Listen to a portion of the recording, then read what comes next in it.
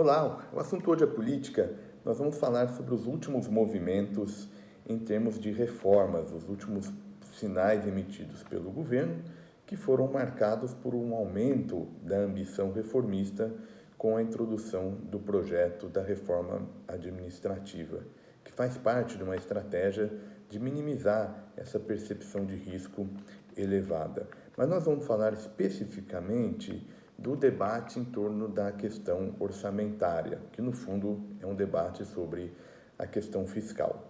Mais recentemente, o governo enviou um projeto orçamentário sem previsão de recursos para o chamado Programa de Renda Brasil, que substituiria o programa Bolsa Família, e isso despertou uma percepção de risco elevada em relação à questão fiscal para 2021, afetando os ativos brasileiros. O que em tese é a estratégia do governo?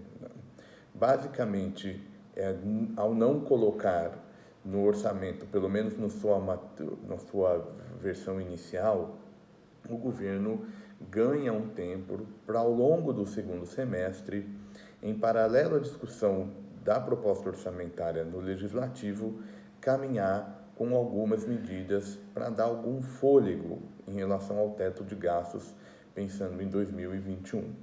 Os chamados gatilhos previstos, seja na emenda do teto, sejam novos gatilhos que poderão ser acionados a partir da aprovação de novas medidas.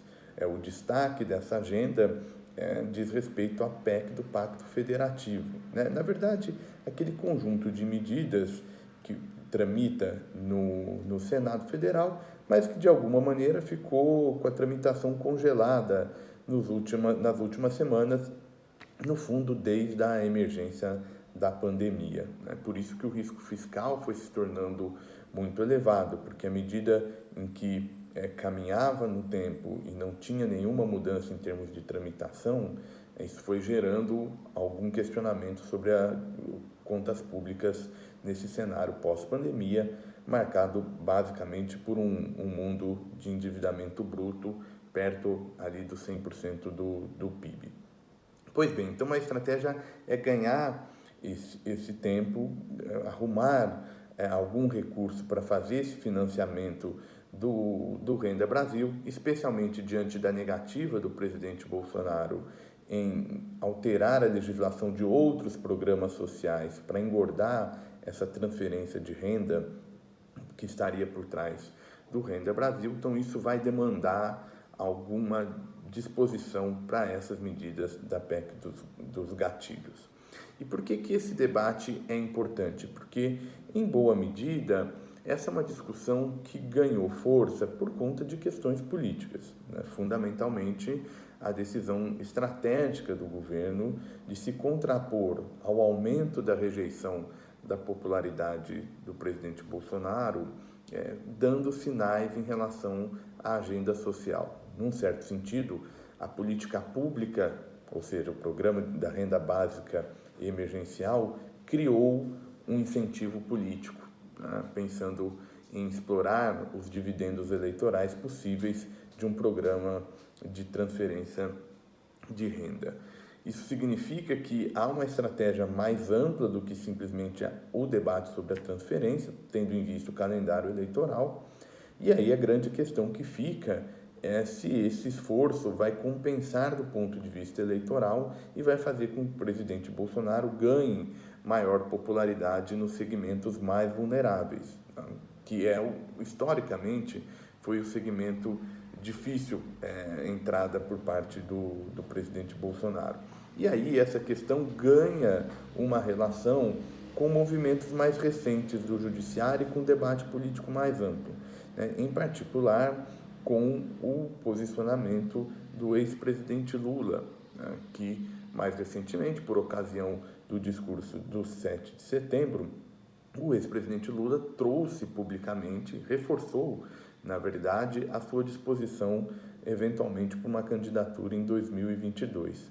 Então, no fundo, a gente pode ter uma grande disputa política em termos de como é que vai ser a entrada no mercado eleitoral desses dois nomes, Uma perspectiva mais favorável ao governo Bolsonaro é que com a criação desse programa vai se criar na imagem um dividendo eleitoral num reduto que mais recentemente é o grosso do eleitorado petista, e aí nesse cenário, mesmo com a entrada do ex-presidente Lula, o governo manteria um bom desempenho. Tá?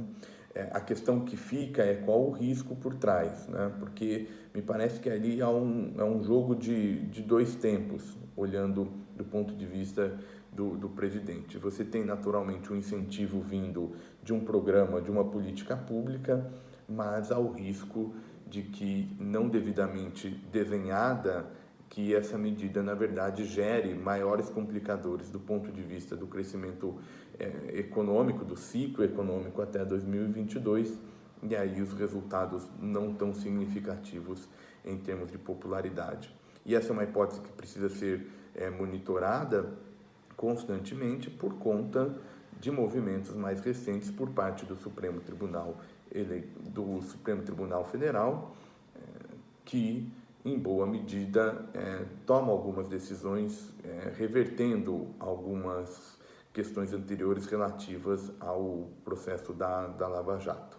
Então, isso poderia gerar aí a entrada do ex-presidente Lula na disputa e, portanto, a questão da política social fundamental, não só para o debate econômico, né, de como essa percepção de risco vai ser tratada, mas pensando lá em 2022. Então, os próximos meses do cenário político vai ser marcado fundamentalmente por esse debate, né? A nossa leitura, mesmo com várias reformas aparecendo, um cenário mais pessimista para a economia brasileira, ele só vai ser afastado a depender de qual vai ser essa correlação de forças nos próximos meses, pensando na legislação orçamentária.